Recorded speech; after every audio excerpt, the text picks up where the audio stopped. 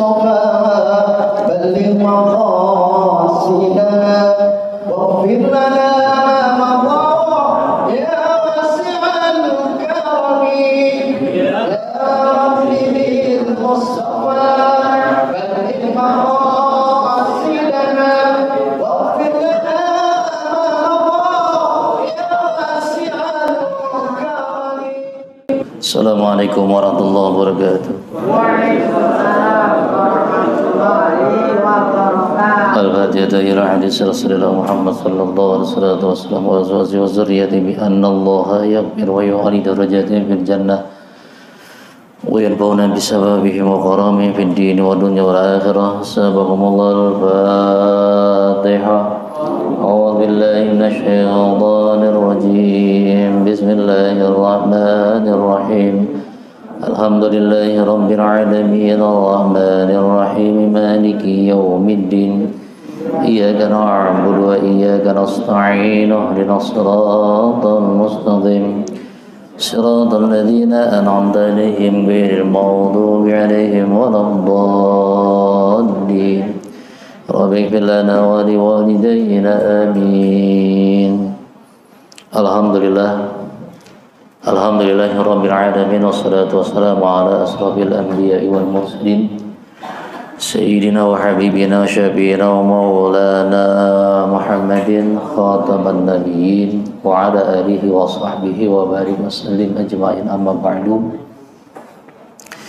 Faqad qala Allah ta'ala bil Qur'anil Karim wa asdaqal qailin. A'udzu billahi minasy syaithanir rajim. Bismillahirrahmanirrahim. Wa ma kana al-mu'minuna liyanfiru kafatan fa arana nafara minhum firqatin ta'ifatun yatafaqahu fid din wa liyunziru qaumahu idza raja'u ilaihim la'allahum yahdharun. Wa in asdiqal hadisi bi kitabillah afdalul huda huda Muhammadin sallallahu alaihi wasallam wa sarul umur muhdatsatiha wa kullu muhdatsatin bid'atun wa kullu bid'atun dalalah wa kullu dalalatin finnar. Ay kama qala mu'allim rahimahullah fi tafsiri suratul yasin ar-rahmamin wa anallahu wa iyyahum bi ulumihi wa ala muddarin amin. Ayuhal kiram, para asatidzah wal hujjah, para tokoh masyarakat ini sepuh, tuan-tuan guru sekalian yang dimuliakan Allah, yang tidak dapat saya sebutkan satu persatu namanya, namun tidak mengurangi rasa hormat dan ta'zim saya segenap TKM Masjid Al-Muhajirin Al-Mujahidin serta jamaah sekalian yang dimuliakan Allah. Tidak ada kata yang pantas yang bisa kita aturkan kecuali untai rasa syukur kita kepada Allah, di mana kita masih diberikan oleh Allah kesempatan dengan berbagai macam karunia nikmat yang alhamdulillah kita telah berada di hari yang ke-16 ya. 16 benar ya? Hari yang ke-16 bulan Ramadan. Kita bermohon kepada Allah mudah-mudahan seluruh amalia kita dalam bulan Ramadan dari awal hingga hari ini bahkan sampai akhir serta sampai kita menghembuskan nafas yang terakhir, mudah-mudahan seluruh amal kita diterima oleh Allah Subhanahu wa taala, dan mudah-mudahan seluruhnya amal-amal kita bisa memberikan manfaat di dunia wal akhirah. Wa qala mu'allim rahimahumullah halaman 9 baris kelima.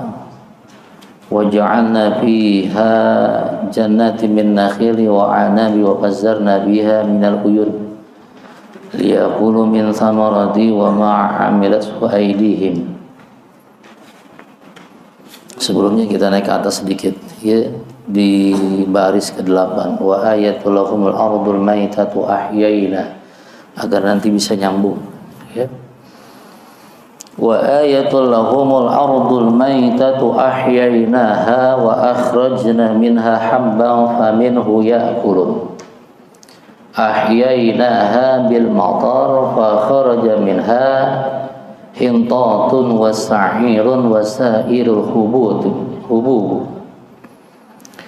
Famin ba'dil hububi yaquluna wa hadha ayatu dalilun lil ibadi bi anna Allah ta'ala yuhyil ardal maytati bi ikhrajil hububati wa huwa qadirun ala ikhrajil maut minal kubur yaumal qiyamah wa huwa wahidun la syarika lahu fil mulkihi wa ayatun, dan tanda-tanda kebesaran Allah lahum bagi mereka. Artinya Allah perlihatkan kepada mereka tanda-tanda kebesarannya. Ardul maitah ahyainaha, ardul bumi maitah yang mati, ahyainaha kami hidupkan. Ada tanda-tanda kebesaran Allah yang diperlihatkan oleh Allah kepada mereka, yaitu orang-orang kafir. Orang-orang kafir, ya, Allah perlihatkan al-ardul maitah, al-ardul maitatu ahyaina, bumi yang telah mati, ahyainaha kami hidupkan. Wa akhrajna minha, dan kami keluarkan minha dari bumi yang mati tadi, habban, yaitu biji-bijian. Wa minhu, dan sebagian dari biji-bijian tadi, yaquluna, mereka makan. Jadi bumi yang mati bisa dihidupkan oleh Allah, di mana melahirkan atau mengeluarkan biji-bijian, ya bahasa kitanya mengeluarkan padi, gitu, gandum dan sebagainya, ya, yang bisa sebagian itu kita makan dan sebagian itu kita tunai kembali. Wa minhu yaquluna, dan sebagian dari biji-bijian tadi yaquluna mereka makan. Ahyaina, tafsirannya ahyainaha bil matar, kami telah menghidupkan bumi yang tadi mati tadi bil matar, dengan air hujan. Bumi yang mati bisa hidup, bisa tumbuh dengan sebab karena disirami oleh air hujan. Wa kharaja minha, dan keluar minha dari bumi yang mati tadi, hintatun, yaitu gandum, wasa'irun, dan juga jagung. Wasairul hububun, dan wasairul hububi, dan jenis-jenis yang lain dari hubub, yaitu dari biji-bijian. Selain jagung, selain gandum, ada juga yang lain dari itu semua. Wa min ba'dil hububi yaquluna wa hadhil ayatu dalilul ibadi. Wa min ba'dil hubub, dan dari sebagian hubub, dari sebagian biji-bijian tadi, yaquluna mereka makan. Wa hadza, dan ini ayat ini, ayatun wa hadhil ayat, dan adapun ayat ini dalilun, sebagai dalil atau sebagai petunjuk lil ibad, kepada hamba-hamba, bi anna Allah ta'ala yuhyil ardal maita bi ikhrajil hububatin, dengan sesungguhnya Allah Subhanahu wa taala menghidupkan ardul maitata, yaitu bumi yang mati, bi ikhrajil hububatin, dengan mengeluarkan biji-bijian. Wa huwa qadirun, maka sesungguhnya Allah Subhanahu wa taala qadirun, zat yang maha kuasa, ala ikhrajil maut, juga Allah, makanya Allah itu maha kuasa untuk bisa ikhrajul maut, menghidupkan atau mengeluarkan yang mati, minal kubur, dari alam kubur, yaumal qiyamah, pada hari kiamat. Jadi jangan dianggap bahwa nanti setelahnya mati tidak ada pembangkitan, gitu. Jangan kita menganggap bahwa kalau sudah mati hancur begitu saja, kagak ada lagi kehidupan, ya. Allah seakan-akan memperumpamakan di dalam ayat ini, jangankan orang yang sudah mati dihidupkan, bumi yang mati tandus, kagak ada sedikit pohon, bisa kami hidupkan dengan diturunkannya air hujan. Air hujan turun, kemudian tumbuh pohon-pohonan, ya, biji-bijian, yang bijian itu kita makan. Nah, ini sebagai salah satu iktibar perumpamaan Allah Subhanahu wa taala yang maha kuasa. Jangankan itu, ala ikhrajin mautun, untuk mengeluarkan orang yang mati minal kubur, dari alam kubur, yaumal qiyamah, pada hari kiamat. Jadi nanti hari kiamat itu ada yang namanya alam ba'as, alam pembangkitan, ya. Nanti dibangkitkan kita, itu nanti akan ceritakan nih di sini, ya. Apakah setelahnya dibangkitkan kemudian kita langsung digiring ke padang mahsyar, atau kita berhenti di satu alam namanya alam zulman, dan berapa lama kita berada di alam zulman, Biasanya orang yang mati awalnya saudara itu nggak sadar, ya.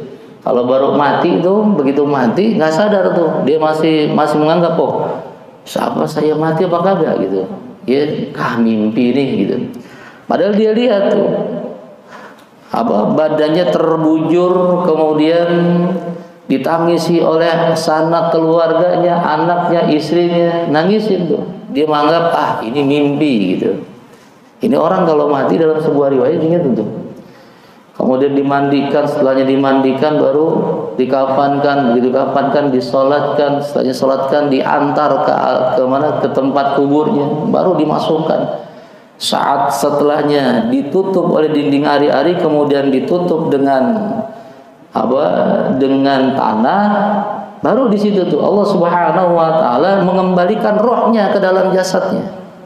Saat dia melek membuka matanya, dia bingung tuh, gelap. Yang bisa dirasakan hanyalah hawa. Hawanya nggak sama sebagaimana di kamar ketika dia berada di alam dunia. Belum tahu tuh, baru sadar tuh. Iya. Dia meraba dindingnya, baru dia merasakan, oh ini dinding terbuat dari tanah nih. Maka dia bertanya, apakah saya sudah mati? Malaikat bilang, iya kamu sudah mati. Baru saat itu sadar. Apa yang diperlihatkan oleh Allah bagi orang yang ketika berada di alam kubur, saat dia kembali membuka matanya, yang pertama diperlihatkan oleh Allah Subhanahu wa taala adalah ganjaran pahala. Ganjaran pahala yang diperlihatkan oleh Allah adalah sedekah. Ya. Sedekah, infak itu adalah ganjaran yang pertama diperlihatkan oleh Allah bagi orang yang berada di alam barzah. Kalau sholat itu adalah amalan pertama yang akan dihisab oleh Allah Subhanahu wa ta'ala. Ini cocok dengan apa yang dikatakan oleh Allah dalam Al-Quran surah Al-Munafiqun. Rabbi laula akhartani ila ajarin qarib fa asaddaqa wa akun minas shalihin. Rabbi, wahai Tuhanku, kalau memang aku mati, tuh baru tahu tuh, baru sadar. Kalau aku mati, tolong hidupkan aku kembali ke alam dunia sebentar saja tuh. Sebentar, nggak lama sih. Sebentar saja aku dihidupkan kembali. Baru sadar, ketika sadar dia minta, Robbi kalau aku mati tunggu sebentar aja. Ya. Ditunda sebentar kematianku. Untuk apa? Fasaddaqa, untuk aku bersedekah. Jadi saudara, ini Al-Quran yang menyatakan tuh, kalau seandainya nanti kita mati, sudah ada di alam barzah, udah di dalam kubur, baru kita sadar tuh, baru kita mati. Saat kita sadar diperlihatkan oleh Allah, ganjaran yang paling hebat adalah sedekah, infak saudara. Makanya dianggap infak itu, sedekah itu remeh, ya. Apalagi dalam bulan Ramadan, infak sedekah, mari kita, karena infak sedekah itu sebagai penyempurna dari amalan ibadah.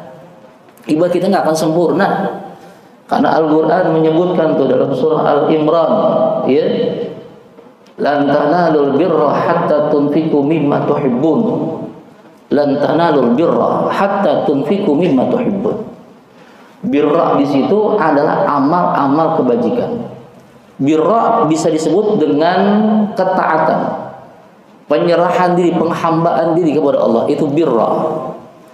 Bakti kita kepada Allah, lan tanalul birra, tidak akan sempurna amal kebajikan seorang hamba, tidak akan sempurna ketaatan seorang hamba, tidak akan sempurna penyerahan diri seorang hamba kepada Tuhannya hatta tunfiqu, hingga dia mau menafkahkan mimma tuhibbun, setengah, bukan setengah, sebagian kecil. Ya, mimma, mim di sini ada linis bil akhar, sebagian kecil dari harta yang dia cintai. Kalau enggak kita mau mengeluarkan sedekah, enggak mau infak saudara, enggak sempurna amal kita. Al-Quran yang menyebut begitu, bukannya ulama, Al-Quran. Ya, lihat dalam surah Al-Imran ayat 92. Ya, lan tanalul birra hatta tunfiqu mimma tuhibbun. Maka jangan dianggap nanti ketika yaumul ba'ats kita nggak dihidupkan. Di alam barzah saja kita dihidupkan tuh. Nanti setelah dihidupkan di alam barzah, dan itu lama alam barzah. Setelah alam barzah ada namanya alam ba'as, yaitu alam pembangkitan, dibangkitkan. Nah, ketika pembangkitan itu ini diceritakan oleh Allah Subhanahu wa taala. Jangankan manusia yang telah mati, ya, bumi yang mati saja bisa dihidupkan oleh Allah Subhanahu wa taala. Nah, saudara, orang yang beriman yakin bahwa akan ada yang namanya pengadilan Allah nanti setelahnya kita hidup di alam dunia. Semua amal-amal di kita di alam dunia ini kelak akan dipertanggungjawabkan di alam akhirat. Jadi nggak sembarangan kita hidup. Ya, hiduplah jadi manusia yang isti'adu fi ahkami syar'iyyah, yang betul-betul tunduk kepada hukum Allah, menjalankan syariat ajaran baginda Nabi Muhammad sallallahu alaihi wasallam. Jangan kita anggap setelah mati kita nggak ada lagi itu pertanggungjawaban. Ya mati kayak jadi bangkit kemudian hancur habis kayak daun pisang kata orang. Kalau daun pisang kan begitu ditanam hancur, ya udah kagak ada bekasnya. Kita mau ada bekasnya, saudara. Ada bekasnya. Makanya Allah Maha Kuasa. Ini diperumpamaan oleh Allah bahwa nanti kelak manusia pun ikhrajul mautu minal kubur yaumal qiyamah. Wa huwa wahidun, dan Allah itu Maha Esa, la syarika lahu, dan tidak ada serikat, artinya tidak ada yang membantu lahu bagi dirinya fil mulki di dalam menjaga akan kekuasaannya. Jadi Allah dalam menjaga kekuasaannya nggak pernah minta tolong sama siapapun. Ya. Kalau malaikat bilang malaikat itu tentara Allah, tapi bukan berarti malaikat itu pembantu Allah. Nggak ada. Allah nggak butuh pembantu. Ya. Allah itu Maha Kuasa. Allah itu Maha berdiri sendiri. Waja'alna fiha jannatin min nakhili wa a'nabi wa fassarna fiha minal uyun liyaqulu min thamarati wa ma 'amilathu aydihim afala yashkurun. Waja'alna, dan kami telah menjadikan fiha di dalam bumi yang mati tadi jannatin, yaitu taman-taman min nakhilin yang terbuat dari kurma. Taman-taman kurma wa a'nabin, dan juga taman-taman anggur.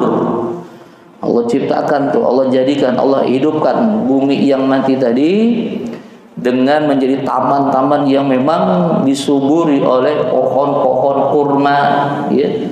Kemudian juga disuburi oleh pohon-pohon anggur.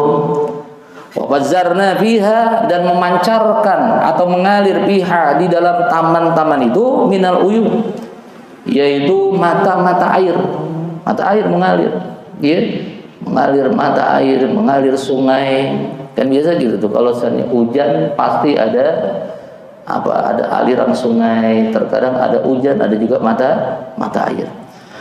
Untuk apa? Liyaqulu min samarihi, agar bisa dimakan samari, yaitu buah-buahnya. Bisa dimakan buah-buahnya dari mata air yang mengalir atau dari hujan yang jatuh, kemudian menciptakan taman-taman yang indah yang terbuat, yang dalamnya itu isinya kurma dan juga anggur ataupun yang lainnya. Ini bisa dimakan buahnya, ya. Ai min samaratil hasilu minal ma', artinya tafsirannya min samari, dari buahnya itu adalah hasil yang dihasilkan dari air. Jadi air itu menghidupkan, dan air yang menghidupkan itu bisa menghasilkan buah. Buahnya itulah bisa dimakan oleh manusia untuk kehidupan manusia. Wa ma 'amilatu aydihim, dan apa-apa yang telah dikerjakannya dengan tangan-tangan mereka. Qara'a hadhil ayah Al-Kisai wa Abu Bakrin, dibaca ayat ini oleh Syekh Imam Kisai dan Imam Abu Bakar bi ghairi ha, dengan tanpa menggunakan huruf ha. Jadi ada yang menyebut atau ada yang membaca ayat ini tanpa menggunakan huruf ha. Jadi wa ma'amilat aidihim, ya. Ada yang membaca wa ma'amilat aidihim, enggak pakai ha. Ya, ada. Wa akharuna, dan ulama yang lainnya amilathu, ayat amilathu atau kalimat amilathu bil ha, dengan menggunakan ha. Nah, kalau menggunakan ha ju'ila ma bi ma'na alladzi ayyabuluna minal ladzina amilathu aydihim minaz zara'i wal gharisin wa ghairihima. Kalau seandainya ha menggunakan domir ha, maka dijadikan ma yang ada kalimat wa ma amilathu adalah maknanya alladzi, isim mausulah, ya. Jadi kalau menggunakan ha wa ma amilathu misalnya pakai hu di situ, maka kedudukan ma itu adalah bimakna alladzi, memiliki makna alladzi, yaitu makna mausulah. Maka tafsirannya ayyaquluna minal ladzina amilatsu aydihim, yang mereka makan itu dari apa-apa yang telah mereka hasilkan darinya, aydihim, dari tangan-tangan mereka. Jadi mak di situ adalah sebagai penyambung, ya, sebagai mausulah. Jadi apa-apa yang mereka makan, yang telah dimakan dari apa-apa yang telah mereka hasilkan dengan tangan-tangan mereka. Jadi seakan-akan itu ada ciptaan manusia. Terkadang juga manusia memakan itu dengan ciptaannya, dengan perbuatannya. Dia menanam, kemudian menghasilkan. Nah, hasil itu dimakan. Ini maksudnya begitu, ya. Mak di sini adalah mak bermakna alladzi, mausulah. Min zara'in, dari tanaman, wal gharsin, dan dari tumbuh-tumbuhan yang ditanam, wa ghairihima, dan dari sebagainya. Kalau dari sebagainya itu kan nadhirin, seperti membuat manisan anggur, ya, wa dhubsin, atau manisan kurma, wa dhamiru aid, kurma, ya. Jadi terkadang ada kalanya dia tanam.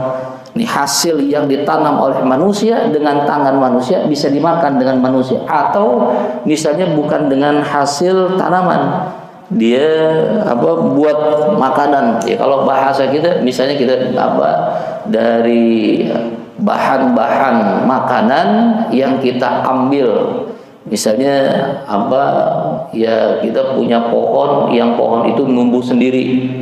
Ada pohon mangga misalnya, kita ambil tuh mangga, kemudian kita bikin manisan mangga, kan gitu ya.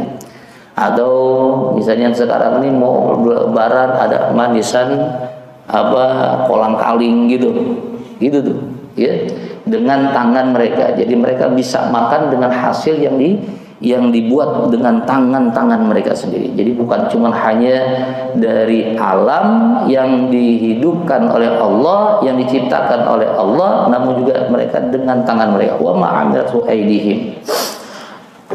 Wa dhamiru a'idu ila ma'alladhi bima'na alladhi. Wa man qara'a ghairu dhamir.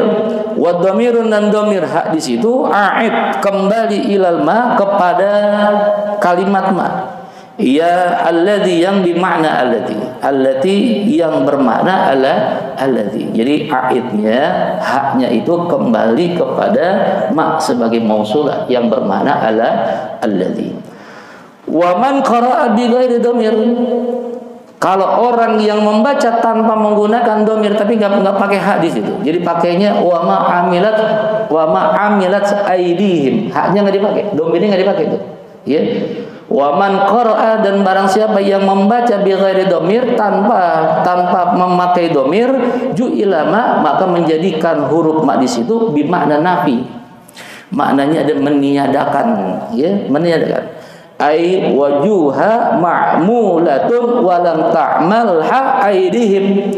Maka maknanya wa ma'amilat aidihim tadi, wa ma'amilat aidihim tanpa menggunakan ha, maknanya wajaduha, mereka menemukan ma'lulatun, sesuatu yang telah tersedia, ma'lulah, sudah tersedia. Mereka menemukan yang sudah tersedia, walam ta'malha, tanpa mereka melakukannya. Aidihim, dengan tangan mereka. Artinya mereka menemukannya, mendapatkannya tanpa susah payah. Kalau seandainya tidak menggunakan hak.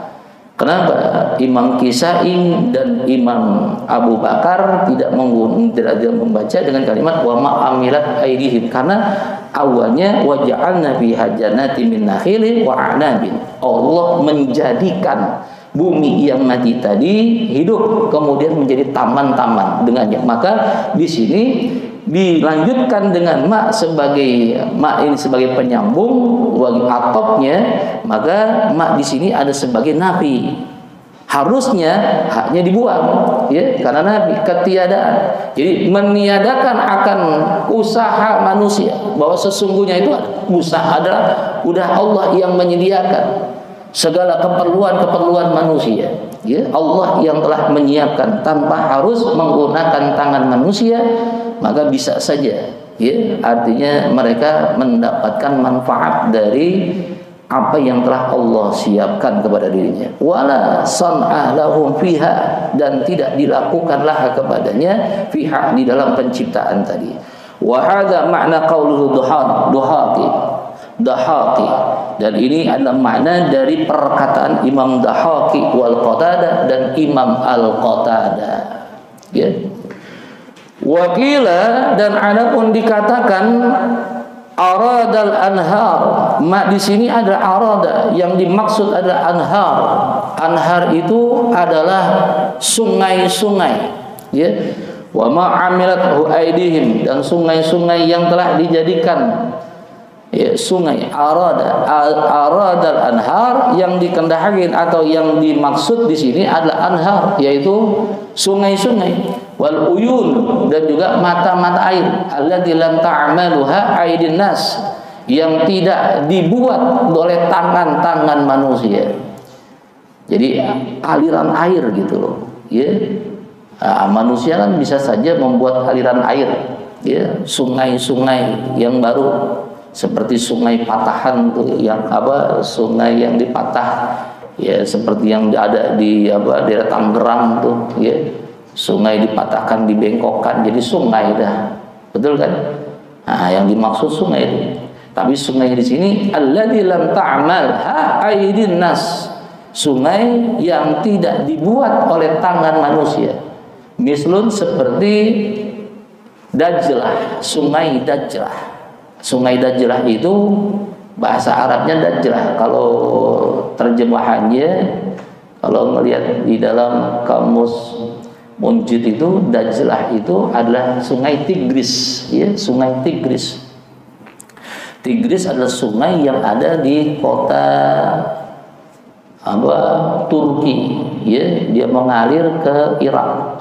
Nah, kemudian nanti akan bertemu dengan sungai Furat. Sungai Furat itu sungai Efrat, ya, sungai Efrat. Wal Furat, wal Nil, dan sungai Nil, wa nahwiha, dan yang seumpama dengan mereka.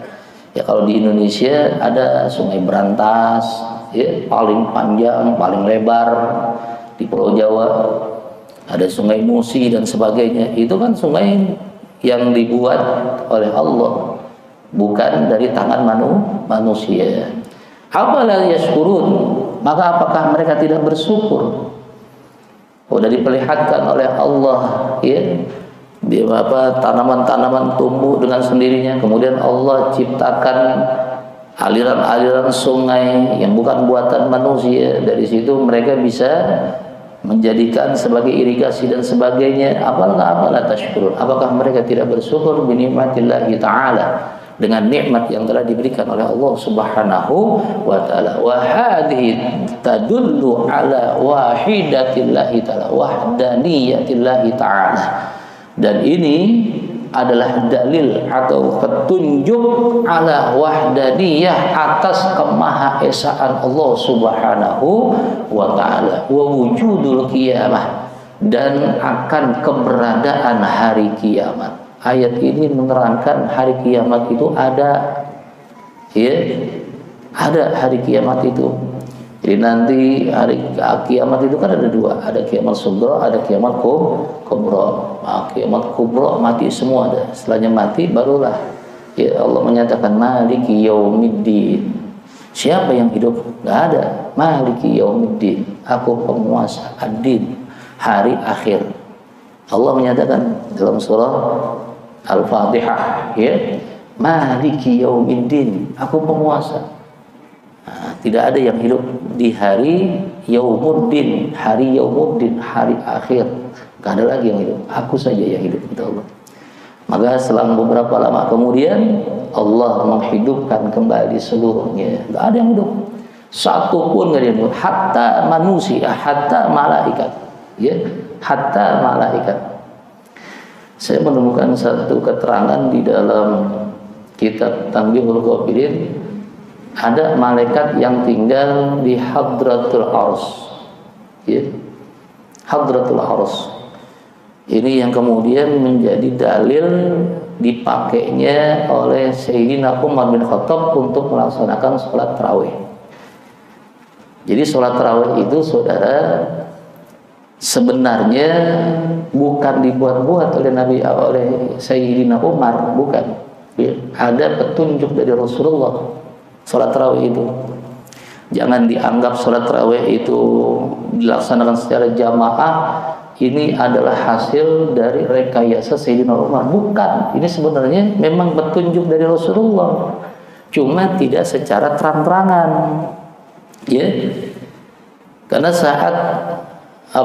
saat di zaman Nabi kan, Nabi cuma melaksanakan sholat tarawih 2 kali 2 malam, ya. Dalam keterangan itu Rasulullah melaksanakan sholat tarawih di malam pertama keluar dari rumah, kemudian melaksanakan sholat diikuti oleh para sahabat-sahabatnya. Selesai sahabat melaksanakan sholat dengan Rasulullah, paginya ramai itu.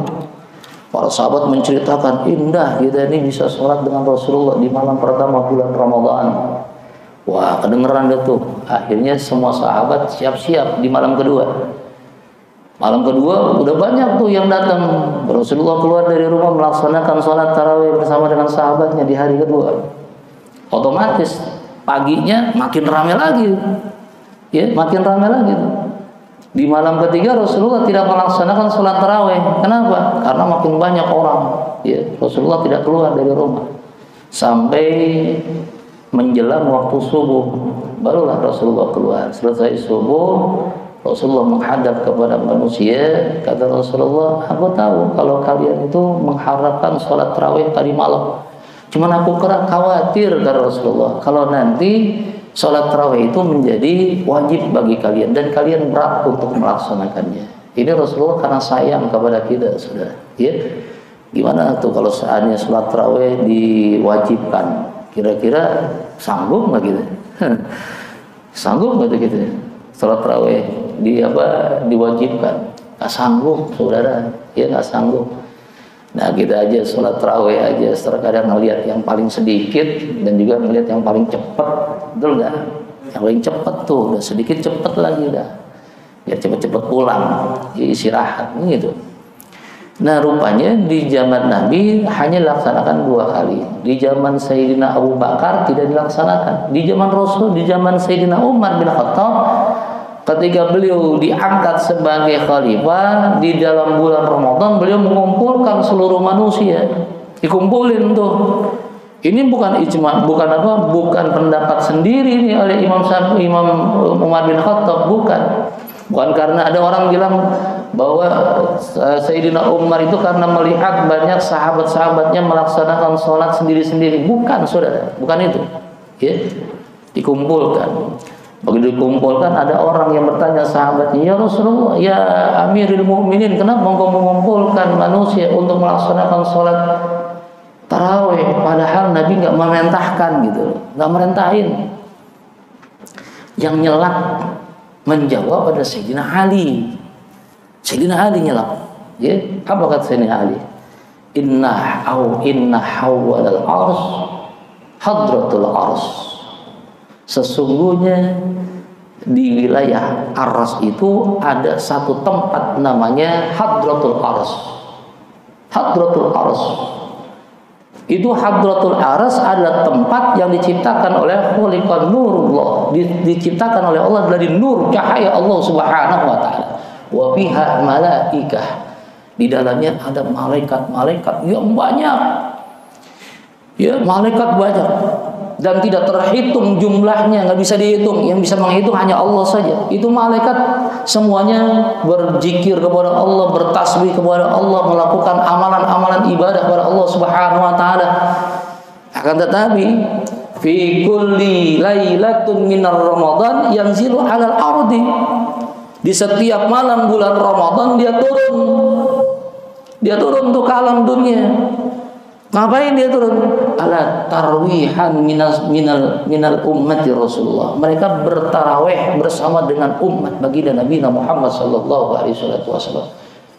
Karena Nabi Sayyidina Ali menyatakan sami'tu Nabi Samita Rasulullah Muhammad sallallahu alaihi wasallam. Aku mendengar, kami mendengar Rasulullah sallallahu alaihi wasallam bersabda, "Inna hawwalal ars hadratul ars." Oh, ya. Sesungguhnya di aras itu ada namanya tempat hadratul ars. Ini tempat spesial, saudara. Kalau bahasa kita VVIP gitu. Ya, VVIP di dalamnya itu adalah malaikat. Nah, disebutnya malaikat hadratul ars. Dia turun tuh setiap malam bulan Ramadan. Dan mereka melakukan sholat. Bayangin, sholat di alam dunia. Padahal Hadratul Ars tempat yang istimewa, tapi setiap malam bulan Ramadan dia turun ke alam dunia melaksanakan sholat tarawih bersama dengan umat baginda Nabi Muhammad sallallahu alaihi wasallam. Man tasaffaha, barang siapa yang bersentuhan, barang siapa yang disentuh, barang siapa yang menyentuh. Tuh, ya, ayat hadisnya tuh. Barang siapa yang bersentuhan, barang siapa yang disentuh, barang siapa yang menyentuh dirinya, dia tidak akan pernah sengsara hidupnya di alam dunia. Dia akan selalu bahagia di alam dunia. Lantas apa kata Sayyidina Umar bin Khattab? Nahnu ahaqqu hadza wa yajma'un nasu lit-tarawih wa man sawma. Kami yang lebih berhak untuk hal yang seperti itu. Maka kami mengumpulkan seluruh manusia untuk mendirikan sholat tarawih dan menegakkan sholat tarawih. Jadi ini Rasulullah yang menyatakan, saat Sayyidina Umar menjadi seorang khalifah, ingin bahwa rakyatnya sejahtera, rakyatnya bahagia, rakyatnya terhindar dari berbagai macam kesulitan hidup. Maka beliau mengumpulkan seluruh manusia agar ini manusia bersentuhan dengan malaikat hadratul ars di setiap malam bulan Ramadan, agar rakyatnya itu bahagia sejahtera. Ini sebenarnya juga harus kita begitu. Tiap malam bulan Ramadan jangan sampai tinggalin sholat tarawih. Karena keadaan kita saat ini dalam keadaan udah gak karu-karuan, saudara. Betul gak? Banyak namanya pengangguran, banyak PHK di mana-mana. Kita pengen jangan sampai kita menjadi orang yang terlunta-lunta, orang yang tidak bahagia, orang yang mendapatkan kesengsaraan, orang yang tersentuh dengan malaikat hadratul ars, dia tidak akan sengsara hidupnya, saudara. Tuh, makanya kami yang lebih berhak, kata Sayyidina Umar bin Khattab. Ini menunjukkan bahwa Sayyidina Umar mengumpulkan manusia untuk sholat di malam bulan Ramadan melaksanakan tarawih, bukan ijma dia sendiri, karena memang ada petunjuk dari baginda Nabi Muhammad sallallahu alaihi wasallam. Makanya rugi kalau kita nggak sholat tarawih. Biasanya kita sholat tarawih cuma sampai hari ke-10, betul nggak? Iya kan? Malam pertama penuh, bukan main dah. Malam kedua masih penuh, malam ke-7 lumayan dah, malam ketiga maju, Masya Allah. Apalagi kalau udah malam segini nih, malam 15, malam 20, malam 25, aduh, udah pada teler, udah pada pulang kampung, udah pada ribut, pengen mudik, ribut nyari baju, pindah tuh yang namanya sholat tarawih di mal-mal dan sebagainya, kan gitu. Ya Allah, ya, kita pengen jangan sampai sengsara di alam dunia. Orang yang bersentuhan dengan malaikat hadratul ars atau disentuh oleh hadratul ars atau menyentuh. Kalau menyentuh kita nggak mungkin dah, kita nggak ngelihat, betul nggak? Ya, yang bisa melihat hanya orang-orang mukasafah, orang-orang yang diberi oleh Allah kelebihan, dia bisa melihat. Ini orang-orang yang bening hatinya, saudara, orang yang juga hatinya yang bersih dari semua sifat-sifat tercela, dia akan bisa melihat tuh malaikat hadratul ars. Baik. Jadi kemana-mana ya, apa ya? Fahadhihi tadullu ala wahdaniyatullah ta'ala wa wujudul qiyamati. Dan sebagai perwujudan dari hari kiamat, artinya adanya hari kiamat. Fa in batatu zar'i wal uyubatin, dan tumbuhnya tanaman-tanaman wa uyubatin wa hububatin, dan biji-bijian minal ardil mayyiti, dari bumi yang mati, bil matar, dengan air hujan, fir rabi'i, di dalam masa atau di musim semi. Wa maja'aluha yabisatun fi kharifin, dan menjadikannya yabisan, yaitu kering, kerontang, fil kharifi, pada musim rontok. Dalilatun ala annahu, ini menunjukkan atas kemahabesaran Allah, annahu, sesungguhnya, wahidun, maha esa, la mani'un, itu bukan mim ya, la mani'un, mani', ya, tidak ada yang bisa mencegah, wala mu'aridun, dan tidak ada yang bisa merintangi, lahu, kepada Allah, yaf'alu ma yasha, apa yang diperbuat sekehendak Allah, wa yahkumu, dan menghukumi ma yurid, sesuai dengan keinginannya. Wallahu, dan Allah, wahidun, maha besar, maha esa, al-qahar, dan maha pemaksa, ya.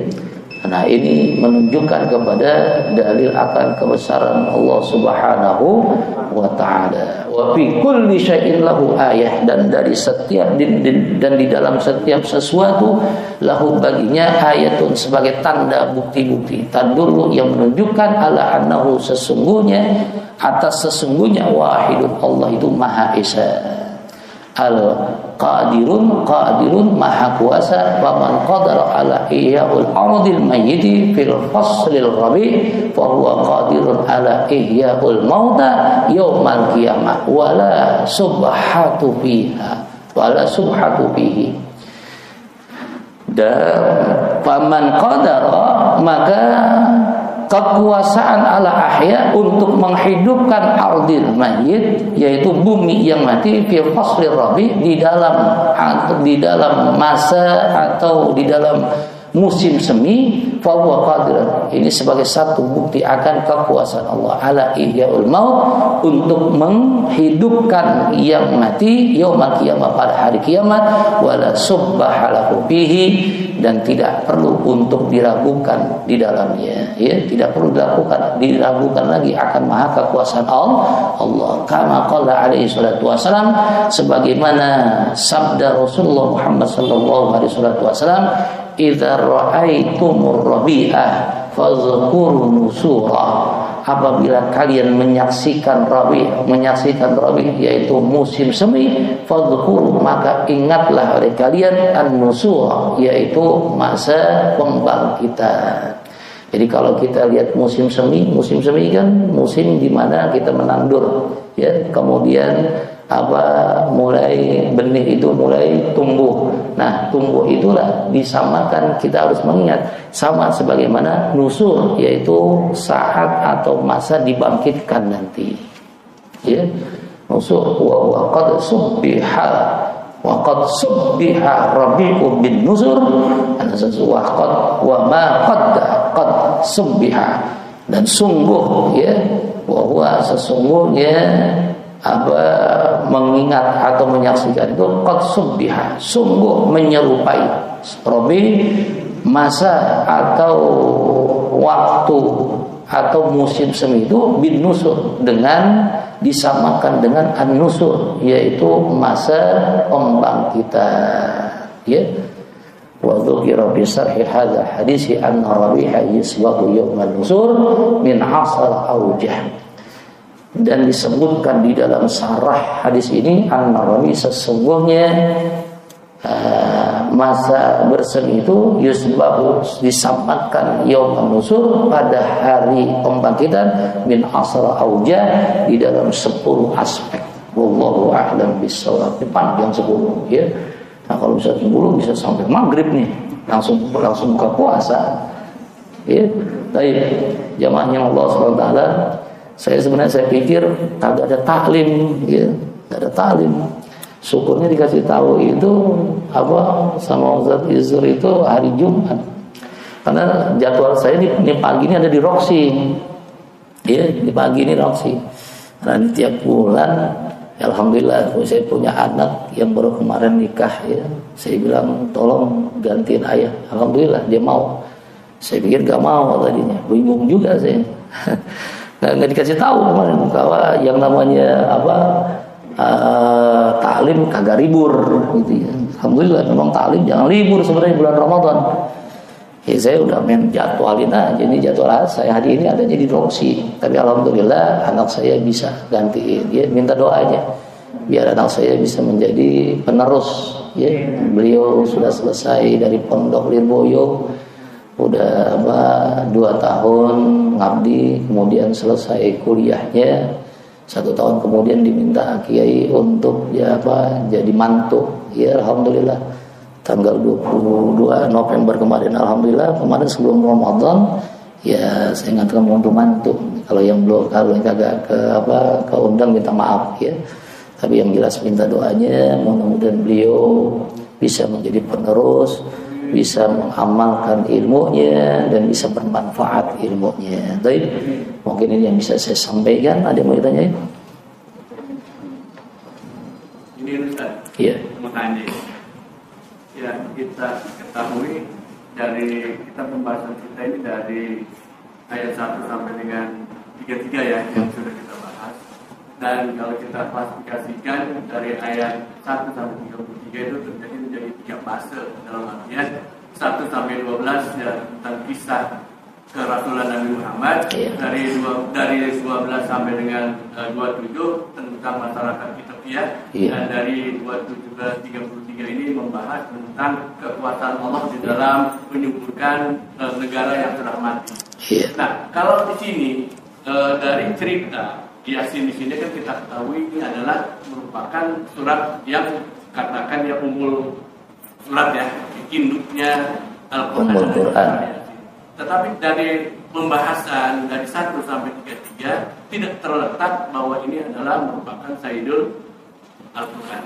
Ini pembahasan kita memang kaitannya yang lebih dalam ya. Kalau kita lihat juga di sini ditujukan kepada umat-umat Nabi Isa pada ayat 12 sampai dengan 27 tentang masyarakat Ethiopia yang menolak putusan Nabi Isa dan kaitannya dengan sekarang dengan 27 sampai dengan 33 tentang bisa ketahui di sini adalah Maha Esa Allah menghidupkan bumi yang telah mati menjadi yang sangat subur. Ini diceritakan di masyarakat Madinah khususnya di Mekah misalnya tidak tergambar karena di sana kan kita ketahui di Mekah tidak ada aliran sungai, tidak ada pernah hujan, tidak ada ladang-ladang pertanian. Lain halnya mungkin kalau di daerah Turki ya memang banyak tanaman-tanaman anggur maupun tanaman-tanaman yang lain. Ini kaitannya di mana Nabi menceritakan sejarah ini. Yang namanya Al-Quran isinya pokoknya selain tentang kemahaesaan, ya, ada masalah kisah-kisah, di mana kisah ini sebagai iktibar, pemberitahuan, ya, akan keberadaan nabi-nabi dan juga para umat-umat terdahulu. Jadi bukan hanya sekedar bukan sekedar tentang ketauhidan, tentang amal ibadah, ya. Tapi juga ada tentang kisah-kisah. Nah di sini memang di dalam ayat, di dalam surah Yasin, kalau Yasin dinyatakan sebagai induk, ya, induknya atau ummul Quran, karena di Yasin ini banyak diceritakan tentang kemahaesaan Allah, kemahaesaan Allah. Juga nanti yang akan banyak diceritakan oleh Allah itu dalam surah Yasin ini adalah tentang kehidupan alam akhirat, ya. Untuk apa? Untuk kita berhati-hati. Kalau memang yang enggak di dalam satu surah itu enggak satu blok ini aja enggak. Ya ada cerita-cerita yang lain. Kalau yang namanya sebenarnya nyambung. Ya, nyambung dari ayat 1 sampai dengan ayat selanjutnya nyambung. Kan Al-Qur'an surah Yasin itu diawali dengan Yasin wal Qur'anil Hakim innaka laminal mursalin. Kan gitu. Pertama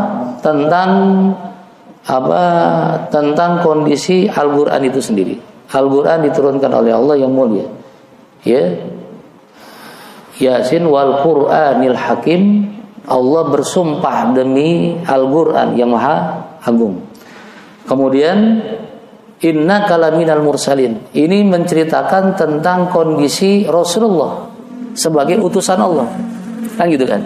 Ya kan? Utusan Allah. Nah, kemudian ketika Rasulullah menyampaikan risalah, banyak yang menentang. Ya Rasulullah, jangankan engkau, Nabi Isa tuh gitu. Kemudian ceritakanlah tentang masalah negeri Intokiyah, di mana jangankan beliau sebagai orang yang memang memiliki kapasitas Nabi yang luar biasa, sementara pengikut Nabi Isa aja yang istilahnya kagak punya kelebihan dibandingkan engkau, itu pun diuji oleh Allah. Kan gitu kan? Diuji. Maka sama nih, nyambung sebenarnya, satu dengan yang lain nyambung.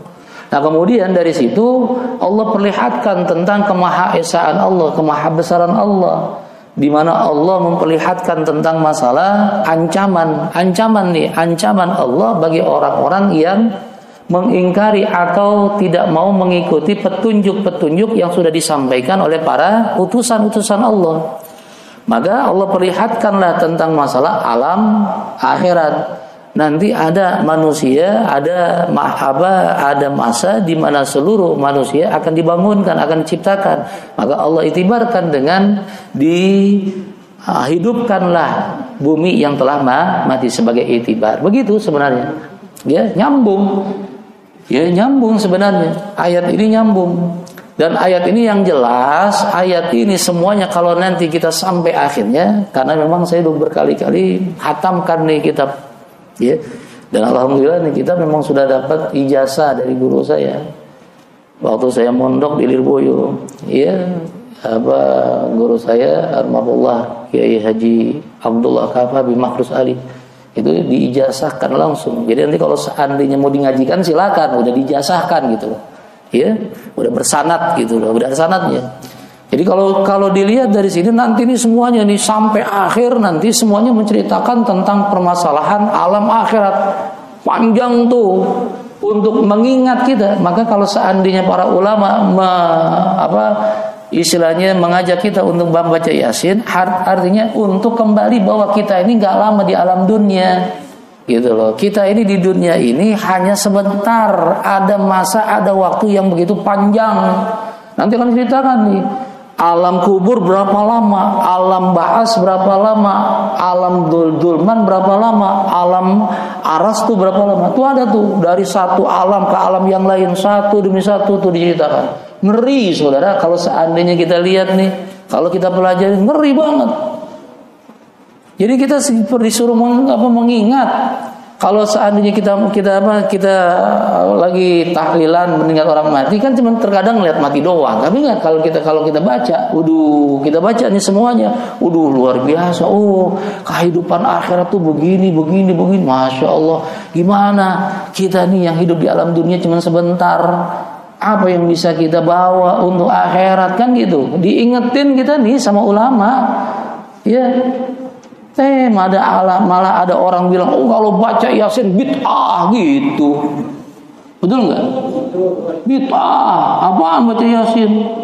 Orang kendurian baca Yasin, orang lahiran baca Yasin, orang nikahan baca Yasin, ya kan? Kematian baca Yasin.